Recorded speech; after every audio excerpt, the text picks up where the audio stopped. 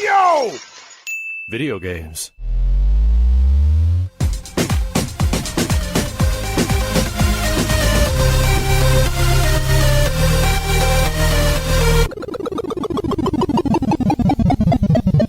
What up, dudes, and welcome back to the YoVideogames podcast. I'm Matt. And I'm Andrew. And once again, thank you to all our generous patrons who kept us going for over 400 episodes. Yeah, if you're interested in becoming a patron at any level, please check out patreon.com/YoVideogames the dude of the week is Koei. Koei? I'm going to say Koei. Just how it's pronounced. But thank you so much, dude. You're a mostly new dude, and we appreciate you. Thank you, Koei. It's good to feel better. I'm sure our voices sound a lot better than they did last week. Hopefully. But I had a lot of big thoughts while I was on my trip this last week, and one of the things you just brought up right before we started recording, and it sent us down a spiral, which is the inspiration for this this episode. Multiplayer gaming is in a similar. It sort of put itself in a corner in the way that single player games were, say, 15 years ago. Yeah, kind of like that. Because I always go in history, but do you remember battle passes? Yeah. I'm sorry, not battle passes. Multiplayer passes. Yeah. Where like if you bought a game used, you had to pay a multiplayer pass to access the online. They were only around for a couple of years, a little bit, because everyone hated it, and I was really happy to see the gaming community at large just outright reject it, because it was just like this sort of throwing mud flinging straight at GameStop for used game sales. But the thing that got that going, though, and I guess it's not as this related, but it was at the exact same time, was, do you remember when every game needed a multiplayer component? Yeah. Like they were just throwing multiplayer modes into any game. Like Assassin's Creed started just throwing multiplayer modes in it. And I know that it definitely had its fans, but like it wasn't because there was some spark of creativity or inspiration. It was the idea at the time was you can't just sell a single player game. Right. People are just going to buy it, beat it in a couple of days, and then return it. We got to stop this. Have a multiplayer come on. Like, we have to keep people owning the game. They have to keep their game. So Uncharted got multiplayer, starting with 2 and 3. Last of Us 1, once upon a time, had multiplayer. Sorry, Steve. Assassin's Creed, Tomb Raider. Remember the Tomb Raider reboot had a multiplayer mode just thrown in there because. Well, this is a weird thing, because 2007. Yeah, it was probably like 2007, 2008 was like this weird time in gaming where online multiplayer was sort of becoming dominant. Like you had it's the birth of the COD bro, where they were doing like all they played was COD and like MLB, and that's what they did online. And they only bought games that had they never touched the single player. Like for the first two, I want to say Modern Warfare and Modern Warfare 2, over half the people that I ever played with hadn't played the campaign. Right, yeah. Like, just never touched it. We're only interested in the competitive aspect. It's the birth of the MLG. Yeah. And some people would say, well, Halo kind of really started that, but Halo was console exclusive. Right. So when COD 4 came out, it's like 2 months after Halo 3, and it was multi-platform, that was kind of the deal sealer right there. Where it was like, okay, multiplayer is king because of what COD did. And even though they dumped a ton of money and presentation value into their single player campaigns, a lot of money. And the thing here's the crazy thing. They still sold millions of copies of that game to people who only played single player. Right. Like it wasn't the majority. It wasn't half. It was like the majority of people were playing it for multiplayer only. However, when you're selling games that sell 20 to 30 million copies and like 10 or less or so are playing just single player, that's still like, 5 to 7 to 8, even 10 million people of copies sold just for the single player content. I knew one person who only really played single player Call of Duty. Every year, bought a Call of Duty, played single player only, never really touched online. I bought Call of Duty 4 for the single player to play co-op with my brother. and I remember like I think it was DJ that convinced me that I got to play because the single player was so amazing. And then like we just happened to decide after we beat the single player, we were just like, oh, let's check out the multiplayer. And like 3 or 4 or 500 hours later, it's like, but Modern Warfare 2, I didn't play the single player until it had been out for maybe 2 months. I did. Oh, I played it because we got copies early from a mom and pop, and you couldn't go online, or you could, but you were basically risking your account. Yeah, so I just unplugged the internet cable and just played single player on it. Did not like the campaign in Modern Warfare 2 nearly as much as COD 4. Well, COD 4 was fresh, and like Modern Warfare 2 was still very fresh, but at the same time, like they were now following a pattern they had established in Modern Warfare 1, so I could understand that. I am sort of I like that there was a lot of multiple. Like one of my favorite multiplayer games ever was Conker's Live and Reloaded, and I bought that on a whim to replay the campaign, basically the main story, and then hopped into a random game mode, which I think it was like Hunt the Spy or something like that. But I used to love playing the little multiplayer game for Conquer against my brother when we were kids on N64, and so that's like nostalgia jumped in there, and I ended up playing a ton of that multiplayer.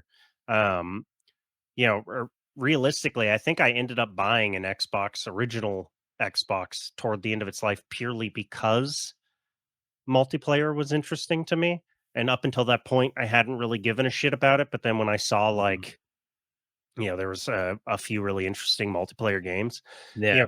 Console multiplayer or online on console, like was pretty good on the Dreamcast and GameCube for like PSO. Yeah. But even then, like it wasn't impressive. There wasn't like PC online was still significantly better. Well, there was more to it, and certainly if you wanted stuff like, I mean, there was early stuff like Ultima Online and then EverQuest. Was kind of like, this is kind of like PC. They had EverQuest Adventures on PS2, but that's sort of like a weird side note in history now. But like, for generally speaking, yeah, obviously, like PC multiplayer was a massive thing from the 90s. Right. And I think consoles took off mostly for action games, which you would think that like, it would be easier to do,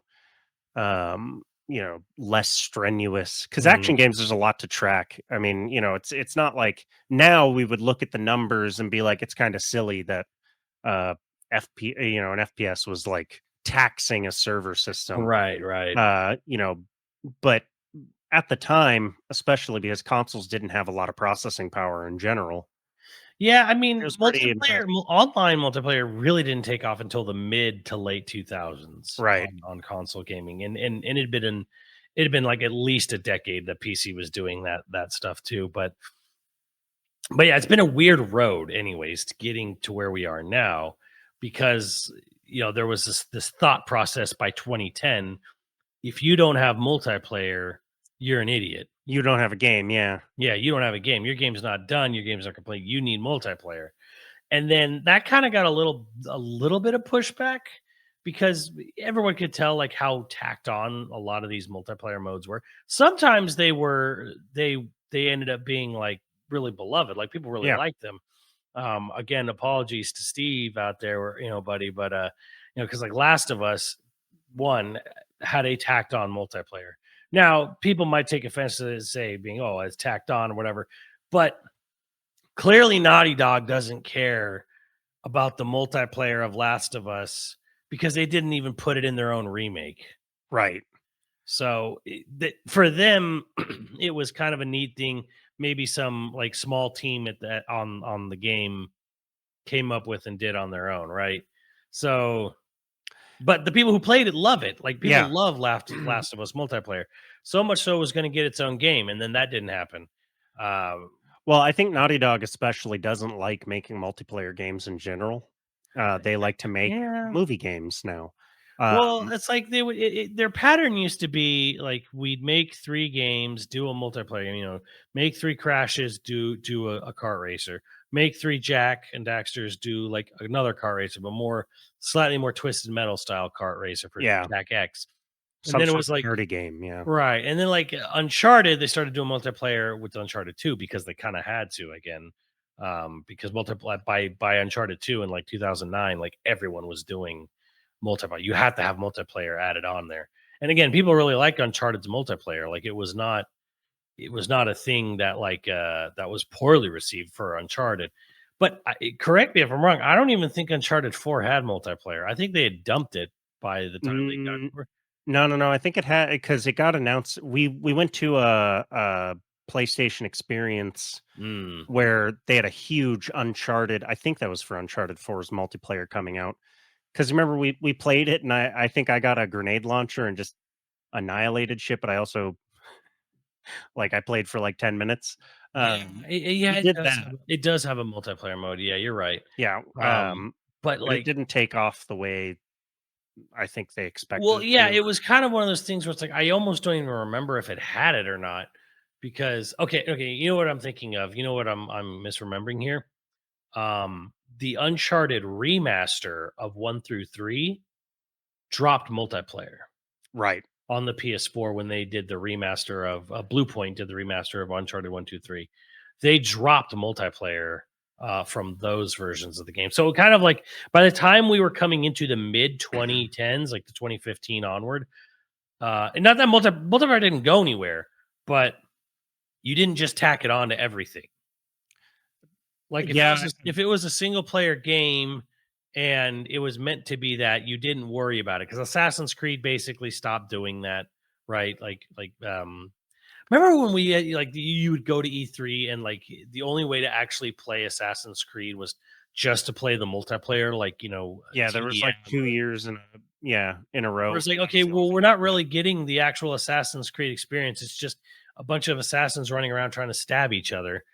I do think it around 2015 is probably when the birth of like the tentpole single player started being dominant, and I think that split the industry in half. Because something that we're going to get at here in a minute is like a lot of multiplayer games went free to play starting around in 2015, maybe 2017. I think like the industry really split down. Like you had your prestige titles, and those guys didn't care about doing a multiplayer, or if they did, it was very tacked on. And then you had your money makers. You're free. It's free to play, but they make billions in microtransactions. I think it's one of the reasons why we talk about that missing middle of mid-budget games. Because everything became super high budget, just different ways of maximizing profit. Yeah, and this all goes back to sort of the mini implosion they caused on themselves, which was the loot boxes. Which again, hats off to everyone who resisted this. EA fucking fell on the sword for this one, as they should have, as all of them should have. I honestly think Blizzard should have been taken to task harder. I know it's almost trendy to shit on Blizzard nowadays, and I revel in it a bit because I was really love it. My biggest gaming regrets. Well, it's funny because my 2 biggest gaming regrets were Battlefield 1, Star Wars or Star Wars Battlefront 1, which we've talked about that, how we were basically peer pressured into buying that game, and they dropped it fast. I'm just lucky none of my friends ever did crack, because I know, like I can't deny it. I can be peer pressured. Yeah, you got to butt chug the coffee, Andrew. You got to do it. You won't know what you're missing out. Put butt chug stick the tube in your ass. Let's go. Hashtag butt chugging. Will Andrew stand against peer pressure? Absolutely not.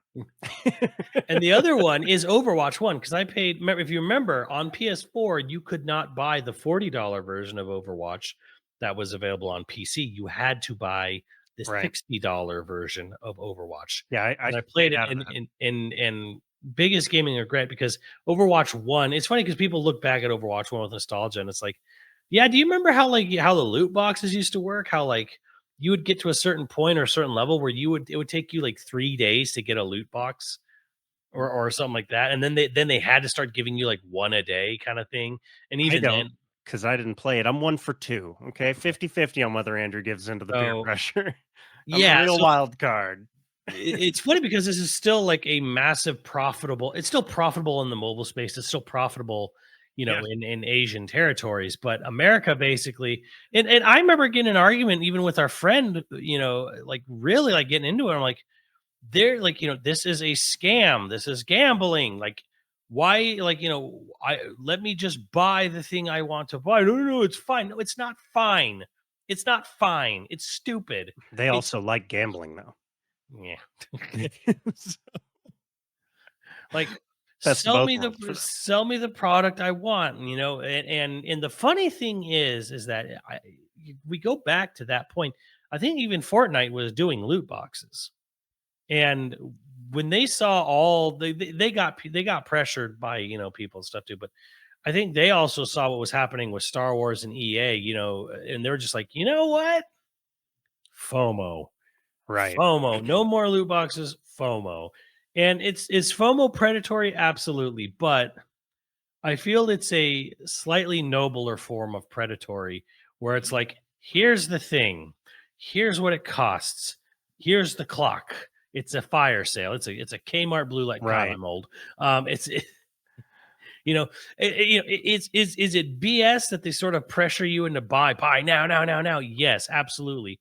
But I mean, retail stores did this, when retail was a thing Right. forever. So, they have these fire sales. It was like, okay, product.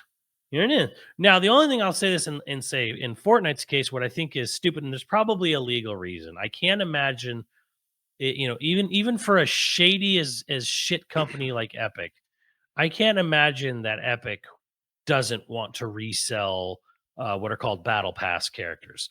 So they Oh, have yeah. they have battle pass. You buy the battle pass, you do all this crap, you get to the end of the battle pass, you get an exclusive skin. For example, Doctor Doom, I believe, is a battle pass skin, and Indiana Jones is a battle pass skin. Once that battle pass for that season is over, the character's gone. It never shows up in the store. Right. Never, and it never has. Not one character from a battle pass has ever come back in the regular store.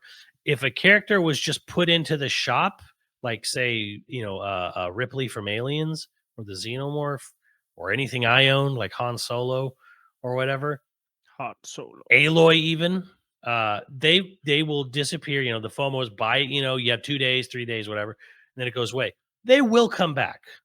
They will randomly come back into the store. Leon, Kennedy from Resident Evil, Street Fighter. They'll come and go. Like they'll just show up again. There's no timetable. There's no knowing when.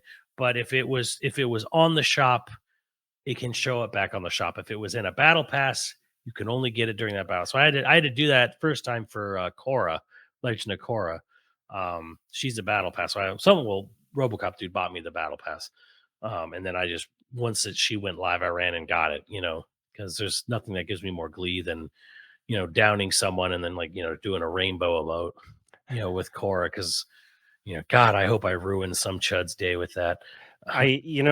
What this really says to me is that so much of American business practices just business practices really are based on scamming. 100%. It's like, yeah, Kmart used to do it. Well, that doesn't make it good. It just No, well, where's Kmart now? That's true. It's true. They were bad at it, but they had one very, very good commercial. The blue light special. Ship my pants. I can ship my pants. Yeah, you can ship your pants right here. I can ship my pants right here in the store. You can ship your pants wherever you want. I can ship my pants from home. You can ship your pants from home. It's a very good. I remember it 20 fucking years later. I am a child. I remember that exact commercial used for a mattress store. I can ship the bed. No, it's the same. It's Kmart. Like they had an entire line of ship my whatever from this one company that hired a director who wrote that. But yeah, I was in my mass media course. We had to talk about like effective advertising, and I did a thing on that. Yeah. So here we are right now. And I guess what kind of brought a lot of this on or reminded me about this was there was a game that came out last February. It was a Sony exclusive. It was a multiplayer only game. It has lost 95% of its player base in 2 months. And the crazy thing was it was being offered for free for PSN users the first month. What game is this? Andrew has no idea. This is a game called Foam Stars. All right, yeah. See, I didn't give into that one either.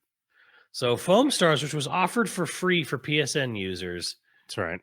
It's now you have to pay to buy the game. And then in character bundle packs are $40 to $55 in that game, by the way. Yeah, you heard how many right. How many characters are there? Not that many. Anyways, Foam Stars. This was the Splatoon clone that Square Enix made. That's Jeff Keighley's Summer Gaming Suck Off last year. This was like, a bunch of people, of the uber elite crowd that got to go to the Game Fest were all saying this was the most fun game I played. This game's really good. Everyone, you should check it out. I know it looks like Splatoon, really fun. Came out. It was free to play if you had an online subscription, which you wouldn't even play this game if you didn't. So I guess it was just free for a month. And me and Chris, we jumped in, we downloaded it, and I was pretty much done with the game by the end of the tutorial. And I have read multiple accounts of people online going like, I didn't make it through tutorial. Tutorial's like 5-10 minutes, but everyone says like doesn't prepare you quite as good as say Helldivers 2 tutorial prepares you. Like this tutorial literally was so bad that people would get to the end of it and it's only been a few minutes and like, I'm done, and they uninstalled it. I almost did the same thing, but you know what, me and Chris stuck it out. We played 3 rounds and we basically said no. You're so brave. No, and just no. We won, we won a few of them too, and it was just kind of like 2 of the 3 or something, and I was like, nah, this game sucks. I totally forgot about that. I didn't realize it was a year old. What, the game? Yeah. No, it's not. It came out in February. Oh, the way you said last February, I was like, I completely forgot that it came out that long ago. We're in April. Yeah, I know, but I just the way you said it made me think it's been 2 months and it's lost 95% of its player base. That's incredible. That's and those are people who didn't even pay for it. So 95% of the people who played it for free, they actually said, but here's the thing. Here's the funny thing is that they're like, that is the conservative estimate is 94.92%, because in the multiplayer like charting, it's not in the top 200 games even being played. So they're just like, okay, if let's pretend it's 201, that means it would have lost 94.92, 95%. They're like, it lost 95% of player if it's the 201st game played. Like, that's the conservative estimate. It could be worse, they said. This is the strongest argument against the conspiracy theory that Spencer is trying to buy Square Enix. Why? They really want that Foam Stars money. Really want that Foam Stars. And the funny thing was, like, the game had been out for like a few days, right? A couple days, right? Not even a week. And we were playing with Chris, and I was talking to my chat, and I said, chat, because the thing is like the main thing is like some, super urban, scantily clad chick on the cover, right? So a lot of skin, a lot of leg, a lot of midriff, whatever. And I'm like, how much Rule 34 is there for this game? And they're like, I see 3. And I was like, oh, this game's dead. Oh, wow. So this game Battleborned itself, where I'm sitting here like, okay, what's the metric? I'm like, is anyone actually playing the team? What's the Rule 34 on this? I mean, Cliff Blazinski is probably still playing it if it's anything like Battleborn. Especially if it has underage characters. Hey-o. Oh! Oh! Okay. I did not know that. But either way, my point is that like a couple days, you put an anime-esque looking chick wearing scantily clad, in like a very revealing midriff, a lot of leg. You expect, it's a Square Enix game. Oh, there's definitely gonna be 3 after like a few days. No one's So horny for it. That's incredible. if people aren't even horny for your game, you've lost the plot, because the thing is, your game cannot be good like Overwatch, but it can still, but it could still have the horny, and it could still bring some money in there. Because here's, and just as a side, as I always say, sex doesn't sell, it advertises. However, that script is flipped it in free to play. Sex sells in free to play, not in full price gaming. And Hmm. I can see what you're saying here. Yeah. Dead or Alive is dead, right? And I know people are going to be like, well, Stellar Blade's tracking to be great. I'm like, yeah, but people like the gameplay in Stellar Blade, just like they like the gameplay in Nier. Right. People like, where is the defenders for X Blade 1 and 2? Right. If all you needed was a chick's butt on the cover. I mean, I agree that like the big thing that's going to give Stellar Blade staying power is that people seem to actually genuinely like the gameplay on top of the lady being hot. Right. But I do also think that like no one had culture war over foam stars. Stellar Blade is, for whatever reason, but mainly from what I can tell, the hot chick somehow got thrown into the culture war. And so it's going to sell a certain amount of units purely from people who want to either fight against the culture war or people who want, they want to make a statement by buying the hot chick game. Mm-hmm. I think the thing that is great is that it's maintaining traction because it's a good game by all accounts. Right. Yeah. That's what's going to make Stellar Blade sell or not sell. Yeah, or at least make it continue to sell. Well, they wouldn't even have the discussion for Stellar Blade wouldn't even exist if it was just a dude on the cover. Right. Yeah, no, that's fair. It doesn't. I mean, I still stand by what I said when I first saw it. Is like it looks pretty generic. Mm-hmm. It looks cool, like the graphics and stuff are great, but it looks generic. Well, I mean, and you can have. I mean, again, gameplay truly does really matter the most, because I'll take an action game made in Korea from a developer whose first big console game, Liza P, came out last year, and it blew past their expectations. Like just Right. and they're just in awe, blown away by how well loved. There's no hot chicks in Liza P.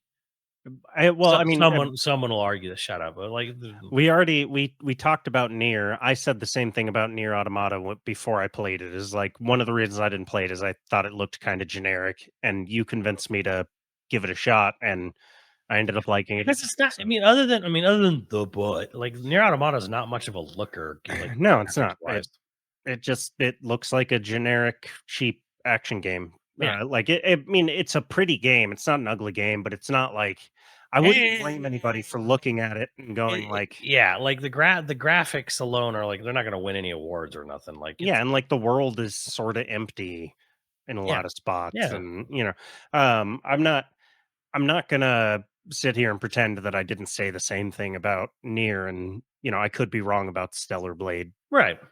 As a matter of fact, to be completely honest, I hope I am wrong about Stellar Blade. Like, I hope that it is a fantastic game, and that in a year I feel like an idiot for not playing it. But right now, I don't. I don't. My personal thing is I don't care if it's successful or not successful. I just, even if the game wasn't really all that, like, even if it was a huge success strictly because of like some weird lanky Korean chick's butt, whatever. Well, Like, I want new IP.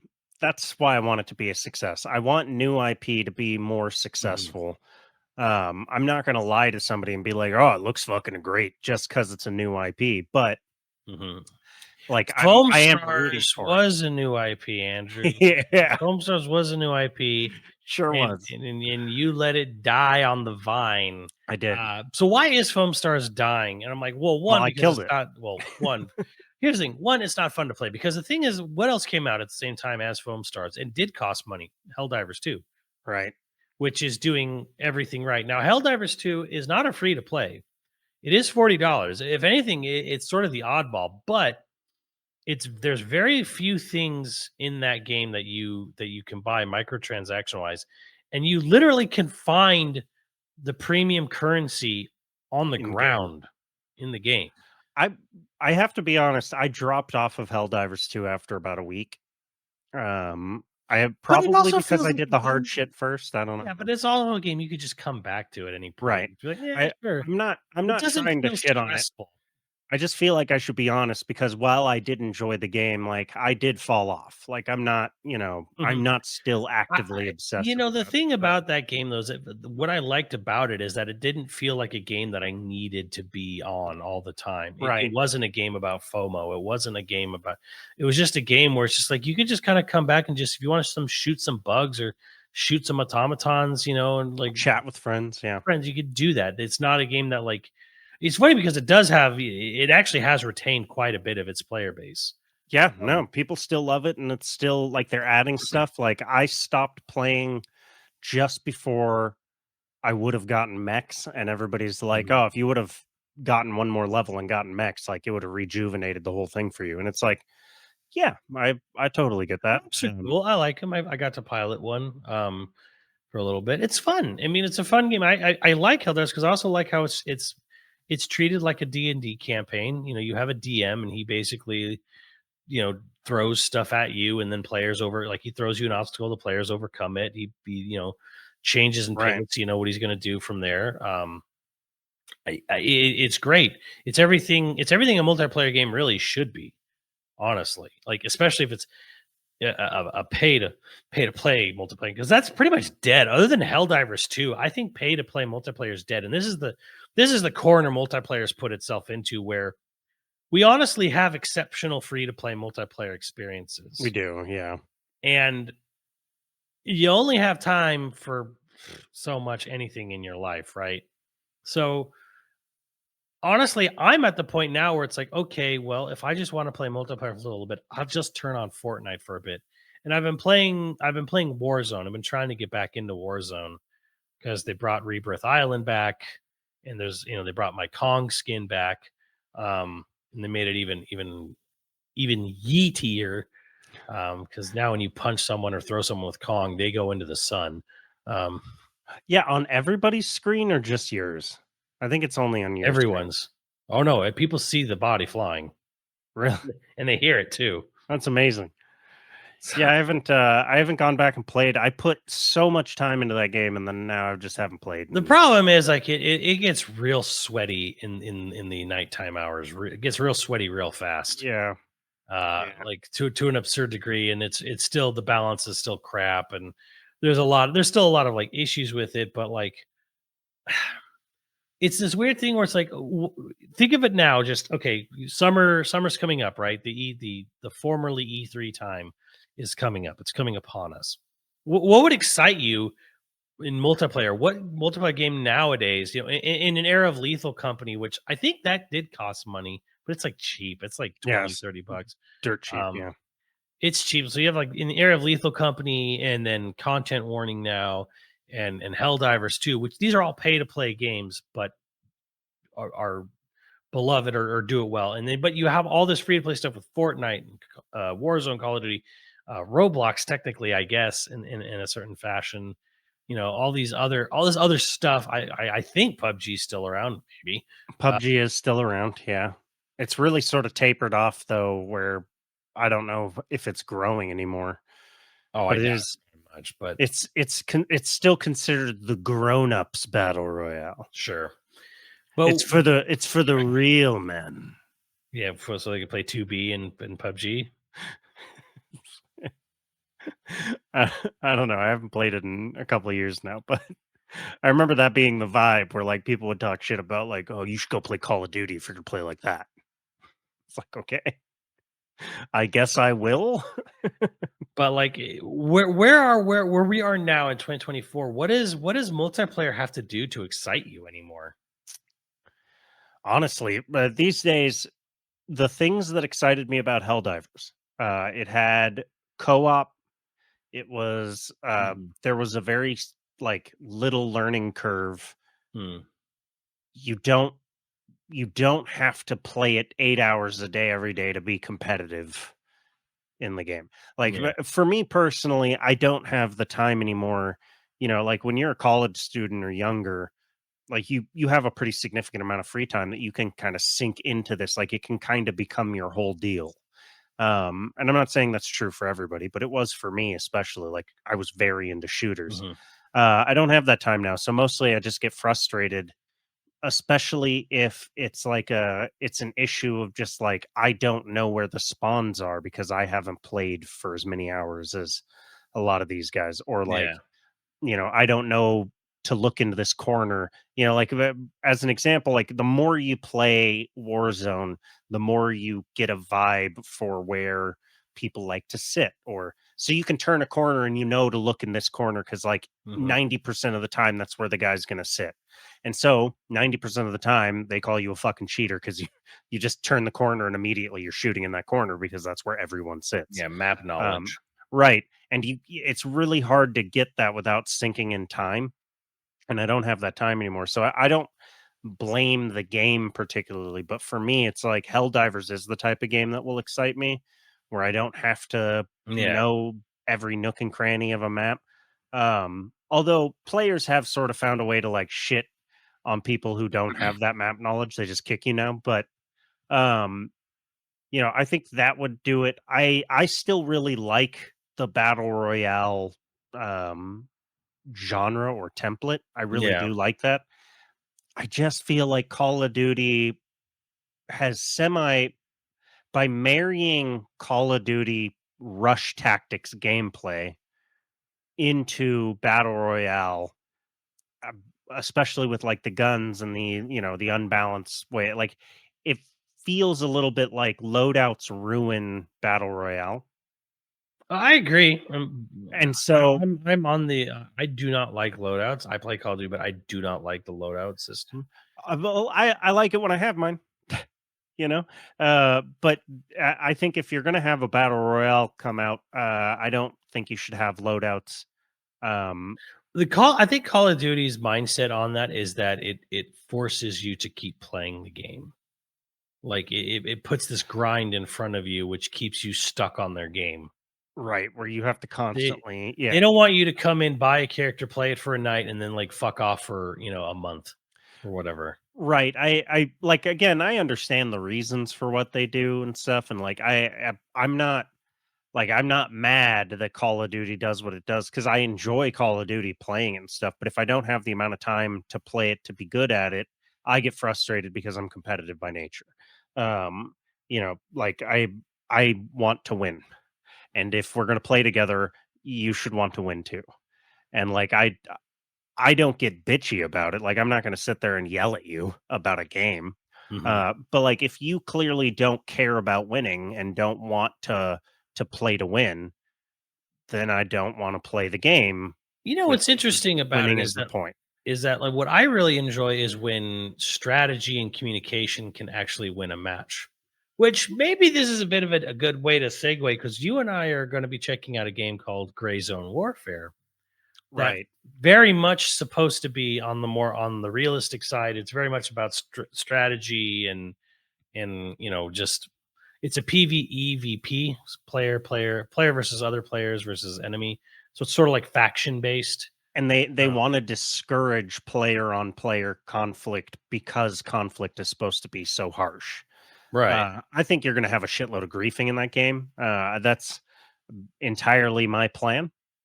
It's your Yes, my plan is when we go in, if I see a human player, I kill human player. I'm not even going to think about it. Like I'm going to ambush every human player I see. I'm going to take their shit. I'm going to keep going because it's sort of like the dark forest theory. I can't wait to figure out whether or not that guy's good guy. So I'm just going to assume that guy's bad.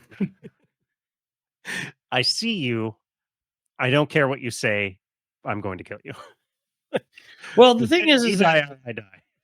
I think with certain games like Lethal Company and Content Warning, I think there's a little bit more like desire for because COD is very much just sort of like in that sort of Twitch, just people sliding around on their ass, at lightning speeds, Right. just like zipping and splatting. And it's kind of like, part of me is almost like, I wish there was more game behind or more mission or more something to it rather than just people running and just, again, they're just sliding around like on butt skates, just, bunny hopping, like burping while shooting you like crazy. Like, Yeah, and I'm not sure what all is in you know, uh I don't know, we're not supposed to talk about with Gray Zone. So I'm going to keep it really general until we're allowed to play it and talk about it more specifically next couple of weeks or something like that. But it does seem like this is very much what we've been talking about wanting, where it's like you have to select terrain. You can't just run into the middle of a town and start shooting. Like you've got to be like, oh, you got to look at the town. You got to like watch yeah. where people are. Camouflage seems to really matter. Your Yeah, and this goes back to like when they announced Caldera, and I was super excited, and then I got Caldera, and it was like not very good looking, and then they cut half the vegetation even out of that because sniper players were complaining. right, And I'm like, because I couldn't see. and I'm Yeah, like, you're in the South Pacific, you should have a lot of dense vegetation. Like right. that's the point. Like that's the exciting part. But no, people don't want that. People just want to like, again, they just want to like snapshot, snipe people from 1,000 miles away. Like, Which is all anybody wants to do on like Battlefield, right? yeah, I think there's a real problem. One of the big problems that COD had is that I think COD tried to go after Battlefield people, and Battlefield tried to go after COD players. I mean, And so, Battlefield's imploded itself, really. yeah, they have. But like the biggest thing that made Battlefield good was one, sniper rifles were very satisfying to use, and you could use them from miles out. But two, vehicles were like the mainstay, and COD tried to like go after that Hmm. aspect. And then so Battlefield tried to go after the aspect of running and gunning, which you die so fast in Battlefield that it's like I don't know how you like I am very guilty of this, like just running into a room with a shotgun and clearing the whole room, like laying down and spinning in circles, just detonating. Right. Like I am part of the problem, I realize. But the point is I think they both their downfalls have been like if Battlefield had its own sort of COD mode, like a gameplay type where you had more armor, more close quarters battle and stuff, I think it would make more sense than trying to take COD elements and shove them Hmm. into old school Battlefield gameplay. Um, because Battlefield very much did used to have that kind of strategy on a grand scale where like if you're on a team, even though the teams are huge, if you're on a team that knows what they're doing, you can sort of hem people in and use strategy to like make it so that even if you are the worst players, you can win based on using Hmm. strategy. That doesn't exist so much in the latest Battlefield anymore. It seems like. Well, Battlefield's in a weird place right now where they just announced yesterday or a couple days ago that EA Motive has been put on to help Battlefield. Now, they did the Dead Space remake recently, and Right. they're doing an Iron Man game, which there's honestly a whole subject right there. Is like, why is anyone doing Marvel games at this point? Like Marvel seems to be like almost like a money pit, death trap. But anyways, I think it's because slates are always several years old. yeah, that's true. You But know, yeah, like when they decided to do this, it was 5 years ago, and yeah. you know, So, but yeah, like EA's putting multiple teams now to try to re-salvage Battlefield once again. And part of me is like almost like, man, just give it up kind of thing. I know Battlefield fans probably wouldn't like to hear that, but and then there was a point where they tried to like revive Medal of Honor, and that really didn't go so well either. right. And so that's kind of like back to Battlefield, and then they would do Battlefield. They're like, oh, what if it's Battlefield, but it's cops and robbers, where it's like going after the payday crowd, and Right.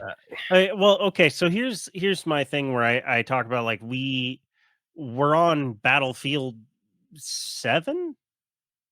It's not actually 7, but it's like the seventh Battlefield game at least. maybe You know, like but they had various there was different Battlefield 4, and there was a hard line, and then there was Battlefield 1, one. and then Yeah. there was 2042, and uh, You know, it's like there's so many Battlefield games.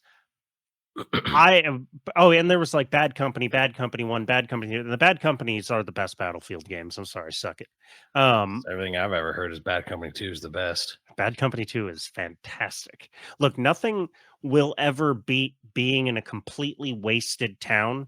Like it started as a city and now it is completely utterly destroyed and everybody's like hunkering into what little cover they can get to like ambush tanks and shit. Like seeing true destruction of a map while the match goes on is over the top, and I don't know why they ever stopped doing that shit. Battlefield 4 Semi had it by you could do like things that changed the whole map, and that was kind of cool, but nothing quite like Bad Company 2. Anyway, sidetracked. You could do a new IP with the things that were beloved from your most popular games, or you can try and reinvigorate a frankly tired series. Yeah. Because the people who are going to buy the next Battlefield game aren't necessarily the wider audience. It's the audience of hardcore players. And the reason they stick to the model that they have is because, oh, we know we can get at least this many players to buy the game. And that seems like a good idea, except that when you keep trying to make games for them, you don't make games that are fresh or new that'll attract big audiences. You know, I honestly can't think of single a single time where giving me the same thing that the hardcore players want um is what brings in the massive audience. Like COD 4 wasn't what COD players wanted. Like I remember Call of Duty fanboys being mad that they were going to modern day. That is actually a really great point, Andrew. And I think it's something that's missed a lot in the game industry because everyone chases the ball. Nobody goes to where, Where the ball's going to be. where Yeah. the ball's going to be. Because that's the thing is that, like, you got to really believe in what you're doing and just be like, okay, nobody's thinking about this or nobody wants this, but trust me, they're going to love it.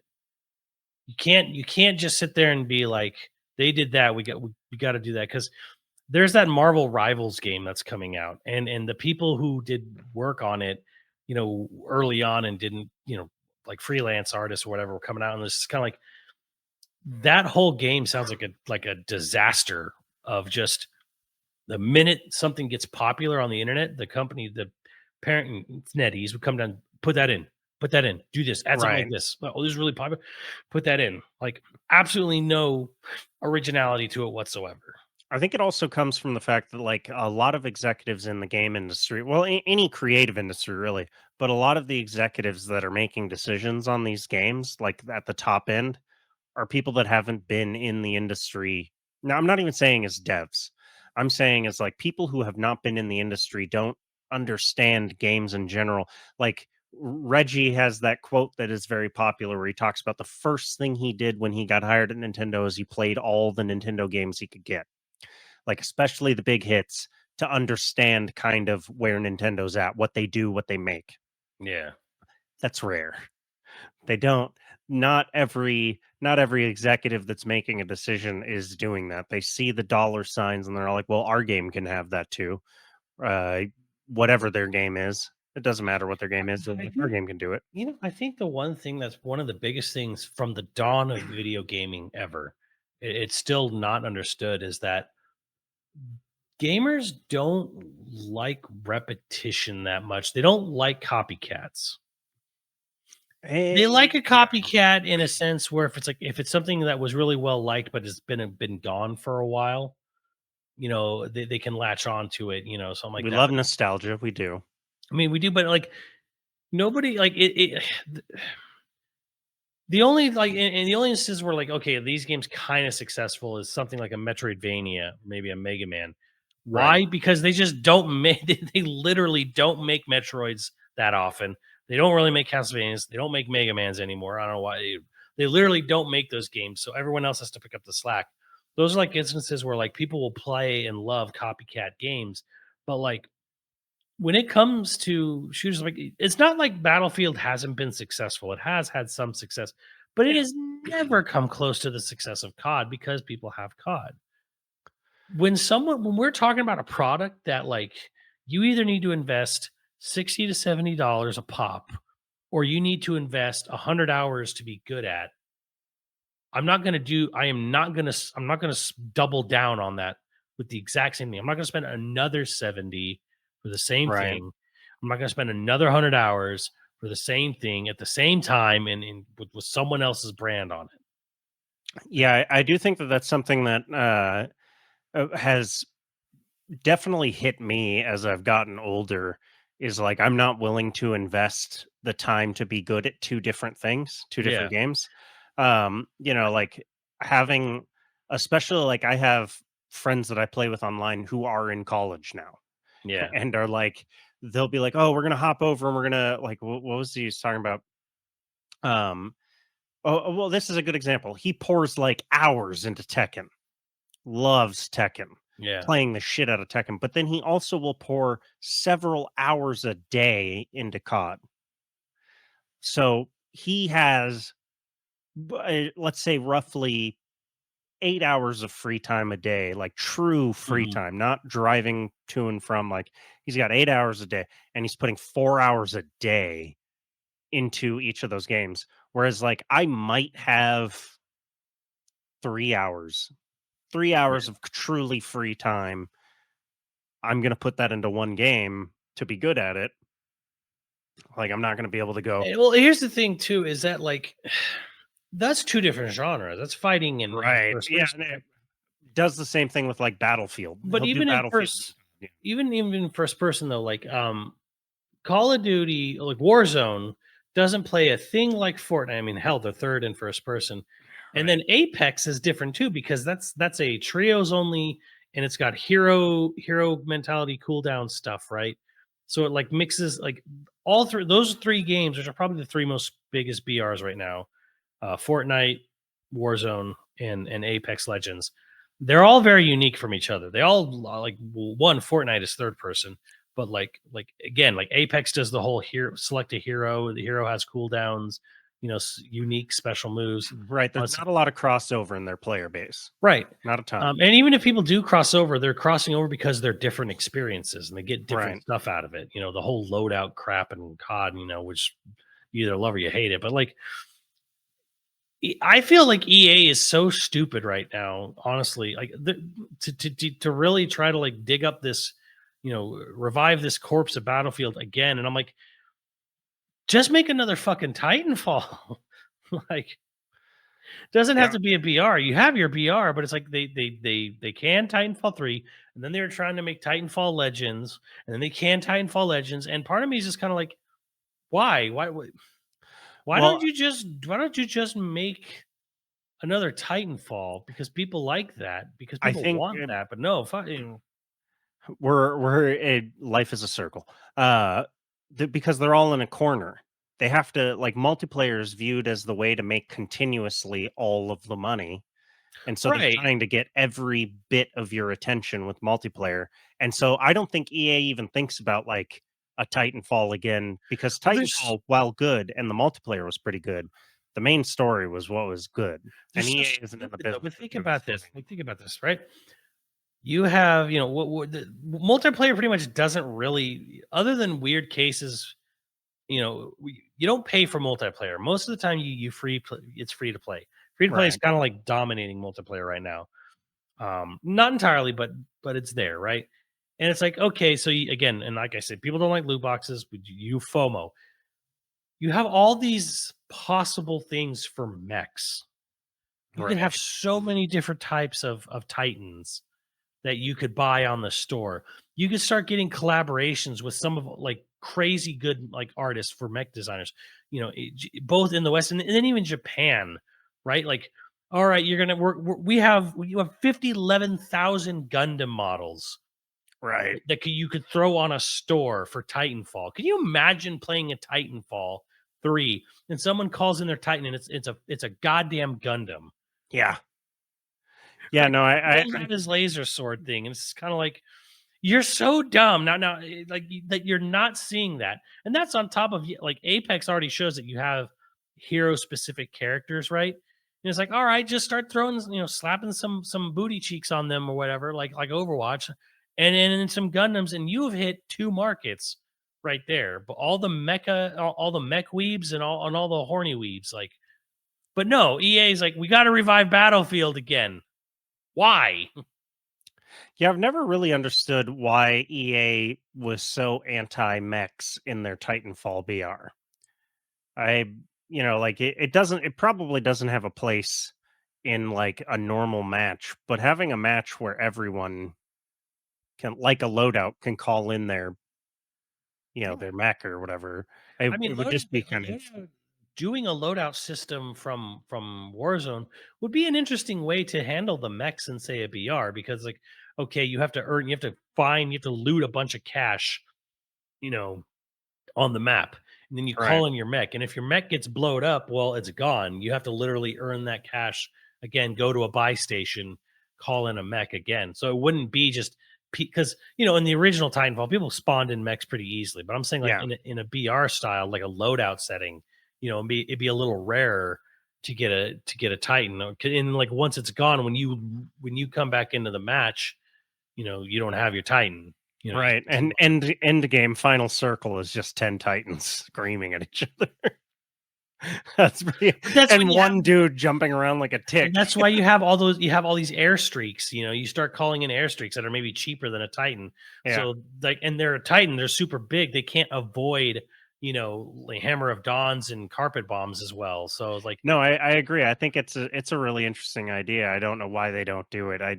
I wonder if it's just like they don't think they could, like, it's an infrastructure thing. They don't think that their system that they have right now could handle it. Yeah, well, it's probably a weird thing where, like, Apex has been very successful for EA, but EA had nothing to do with its creation. It was done under their nose. And most of Apex's player base is actually in Japan or other Asian territories. Interesting. Really, right? And so what does EA do? I gotta get Battlefield back. We gotta get Battlefield big again. Because they're a California-based company, they're a Western, they're just like, what's call it? Like, they probably still see numbers COD puts up. They're probably, I don't know. It's probably years off because of the way that it shook out in the courts. But maybe EA's thinking the long-term game is that Microsoft definitely is going to make COD exclusive eventually. Yes. And then we'll be there with the only multi-platform. But, like, I mean, if you've been following industry trends, COD is definitely never going exclusive. It's definitely it's not like everything internal that we've gotten out of Microsoft and really any of the big three is saying that exclusivity might be dead as a concept. There's no way that they could be totally off base there. Yeah, so, like, I don't know if EA's long-term goal here was like, we're going to be the only multiplayer military, shooter on the market soon. It's like, I think you're wrong. Or third party, multi-platform. It's just, I keep forgetting, is it EA or Ubisoft that's making that new Star Wars like Rebel Outlaws? That's Ubisoft. Yeah, that's Ubisoft. Okay. That's GTA. More, or not GTA, but, like, that's more of a single player thing. Yeah, I'm wondering, I was trying to think, like, does EA have any single player that it's I don't think EA has any big single player that it's pointing to, so it's all in on Iron Man, apparently. Yeah, if it ever comes out. Because the thing is I think Spider-Man 2 having the drop, if it was a success, but I think it having the drop off that it has, maybe has. I think I don't understand any single company right now who's wants to jump in bed with Marvel. Yeah. When they're like, they're taking 40% revenue, Right. and it's like, okay, well, making a game alone, a full price game alone is a gamble now, and then you want to literally double the bet, double your loss, if it doesn't take off, because now you have to, like, share that with Marvel, like 40%. Yeesh, man, I don't know. I would not. I would not envy anyone. Getting into getting into bed with Marvel in general or Disney in general is rough times. I just the I mouse don't know, kicks like, reins. I think there's a reason, like, Square Enix, like, dumped that as fast as they could. That was a huge money sink. And I think the idea is here is that like, well, Spider-Man 2 did really, really well. So maybe the key is single player, not multiplayer, because Avengers bombed and Suicide Squad bombed and Arkham Knights didn't, Right. they fizzled out. It's multiplayer is the problem, and it's like, is it? Is Maybe. it I really? mean, what I'll say is Like Guardians of the Galaxy was single player, really good. Nobody bought it because it had the stink of Avengers all over it. Yeah, I also do think I do think there is sort of a multiplayer bubble right now. There's too many options. Mhm. No one is like there's still dominance in it, but it's like I feel this is purely vibes. I don't have any numbers to back this up off the top of my head, but it does seem like we're coming to an end of an era where you're going to have those mid-budget games come back and they might have a multiplayer, but they're probably going to be like a Right, because I think a thing like I'm not saying Helldivers 2 was necessarily mid-budget, but I don't think Sony spent the same money on Helldivers 2 that they spent on Spider-Man right. or Horizon Right. Well, last. mid-budget now, if we really look at it, would be what a AAA game cost 10 years ago. Absolutely. Like right now, mid-budget is pretty expensive because Well, AAA in the general. funny thing is too is like one of the Lethal Company was made by a Roblox, dev, not a dev from Roblox, but like because Roblox is like a game creation tool, right? Yeah. Like a guy who, like some furry who makes games on Roblox, made Lethal Company, and the game looks like smeared ass, Which is impressive because how do you type with those big paws on? right? Big keyboard, Huge keyboard, huge keyboard. like comically big. And it's like, yeah, there's this one dude, with assets and whatever, he made this massive thing. Among Us, that's like had like four devs or something. Right, and You know, they're getting a new one coming out, right? They're working on so the next one. again, you look at games like Among Us, you look at games like Lethal Company, even Helldivers 2 to a more polished, money spending expense, whatever. You need to look at those games hard and be like, why did these games succeed? Because they weren't like everything else at the time. Right. Like not that necessarily they invented genres or anything, but they were giving people an experience they weren't getting elsewhere.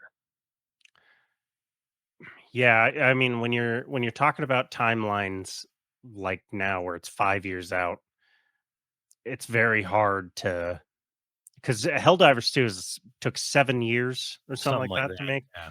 And it's like it's very hard to call what that is. You got to have a lot of faith.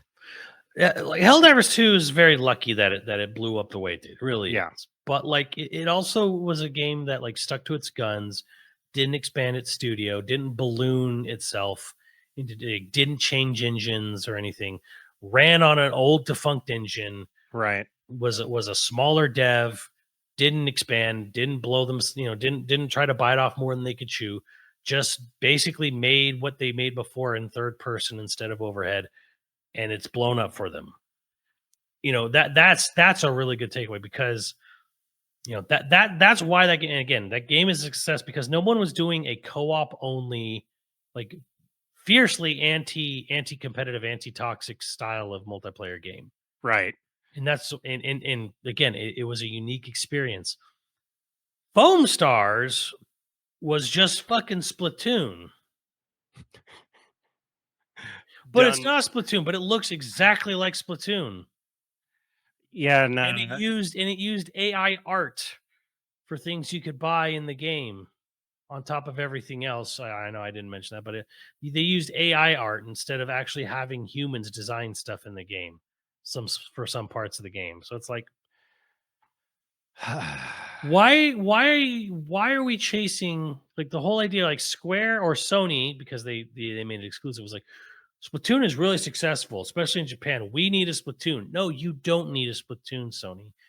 What you needed was Helldivers, and you got it. So wasting everyone's time for something like Foam Stars, all it's really going to do is put that company out of business. It's the people who made Near Replicant remake, Toy Logic. Yeah. So it's kind of like And it's not like I'm not saying like Toy Lock is hated. Maybe they were fine being on it. Maybe they're happy to be on it. I don't know.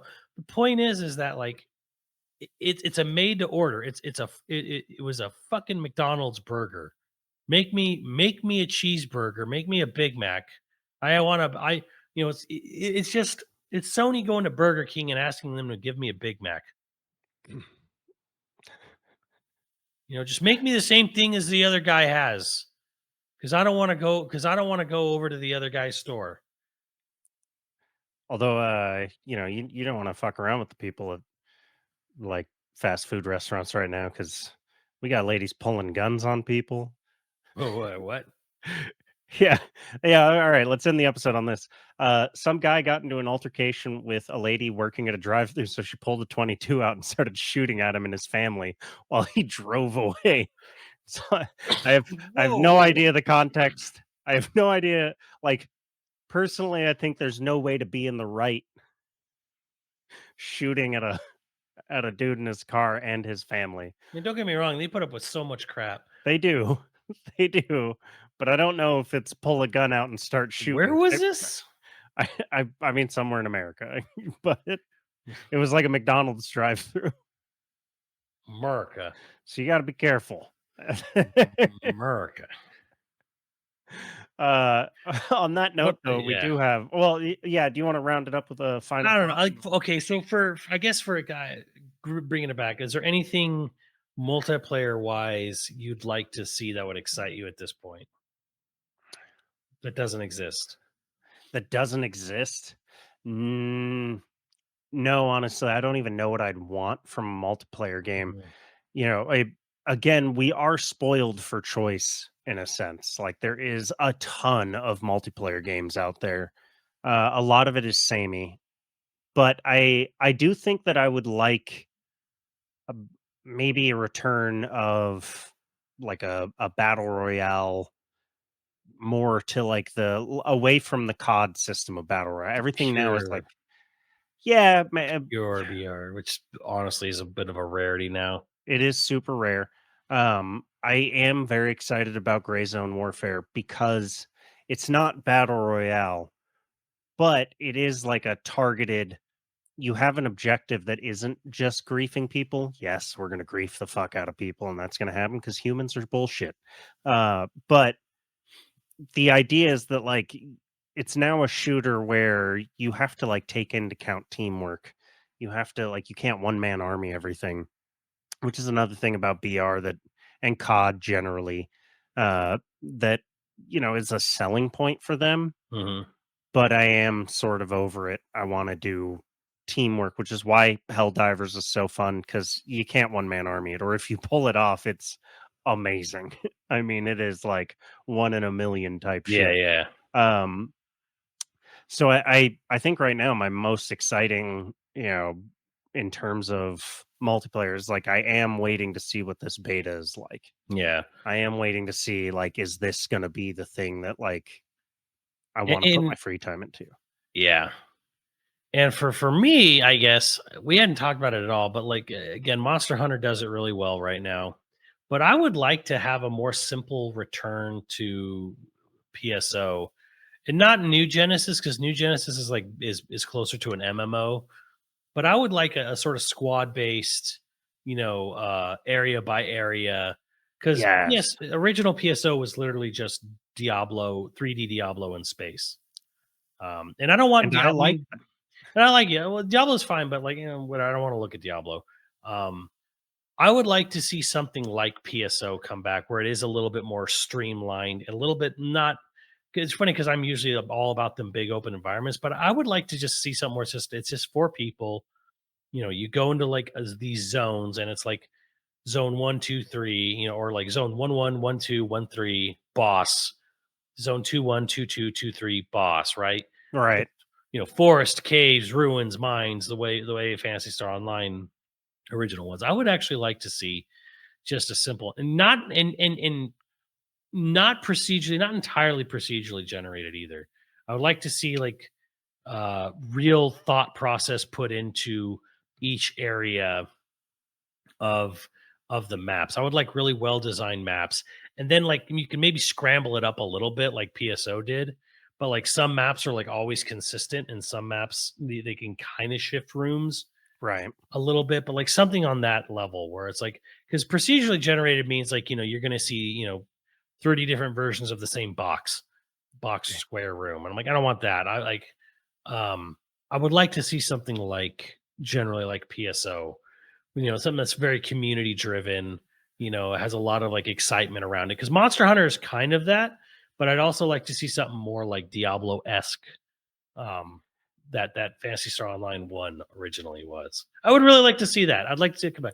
Hell, I wouldn't be upset if they just remastered, PSO Blueburst. Just put that on modern PCs. Yeah, I mean, I would dig having another PSO. I think I would also just a general like PvE co-op resurgence. It seems Yeah. like it's sort of happening, but Hellblade, Helldivers is so successful that I think maybe it'll cause in a few years you'll see a resurgence of PvE co-op. Mhm. And so I wouldn't be mad at that either. Um, I don't know. Like I would like, one of the things that sucks about Call of Duty as it is today is like it's free to play Warzone, so all the players are on Warzone. The original Call of Duty game modes, the arcade shooter style game modes, your search and destroy stuff like that. It's a much smaller player base, and so it's way sweatier than even Warzone is. And Warzone can get pretty fucking sweaty. Mhm. Um, and so I would like another arcade shooter, with those various different game modes that you can just jump into. Um, because one of the things that you see is like if you do get an arcade shooter, it's like team deathmatch and like some sort of like, you know, massive team deathmatch seems to get everybody's attention, and then no other game mode gets focused on. Right. And I would like, I really like search and destroy. I like a lot of the, different game modes that are objective based. Um, a return to that kind of objective based arcade shooter would be really cool. Hmm. Even if it's just capture the flag, man. Or domination or headquarters. Yeah, Headquarters is yeah. like more or Yeah. less. Um, and granted, again, COD still exists. It's still there. It's still doing it. And it's actually pretty good. It's just that like with free to play Warzone, like those other game modes seem neglected. Yeah. But you know, I don't know. I would also be fine if there was a couple years where multiplayer kind of took a back seat to single player just generally. Yeah. And maybe that's just because I'm burnt out. If you're a younger gamer, you're in your teens, say, maybe multiplayer is your main social outlet, which I think Yeah, isn't true today. it is true. Yeah. So But I mean, they got their Fortnite, that's true. their Yeah, Among Us and whatever. and Minecraft is still massive amongst teen. Minecraft. Yeah. But there's stuff out there. Um, I don't know what would excite me. I'm kind of in that like I want something fresh, but I don't even know what the fresh thing is. Well, if you want something fresh, you don't know what you want. Yeah, And that's the point. yeah. On that note, though, we do have producers to thank. If you're interested in becoming a patron at any level, please check out patreon.com/YoVideogames podcast. Dude of the week was Koei. Thank you, Koei. And our producers for this episode are Ausnite, Zybernite, Mutton Chops Johnson, Scrunami, Koroi 35, Hyper Viper 89, Hockey Kong 64, LCL Mayhem, and Ziggy Z. Thank you, dudes. We'll catch you next time. Later, dudes.